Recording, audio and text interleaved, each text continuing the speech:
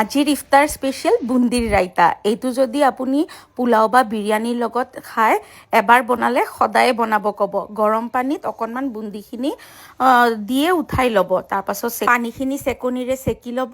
তাৰপাছত এটা বাতিত 3 চামুচ বা 4 চামুচ দৈ উলিয়াই ল'ব আৰু দৈখিনি ভালকৈ ফেটি ল'ব। আপোনালোকে বাৰু বুন্দিটোক কি বুলি কয়? কিছুমানে বুনিয়া, কিছুমানে বুন্দিয়া কয়।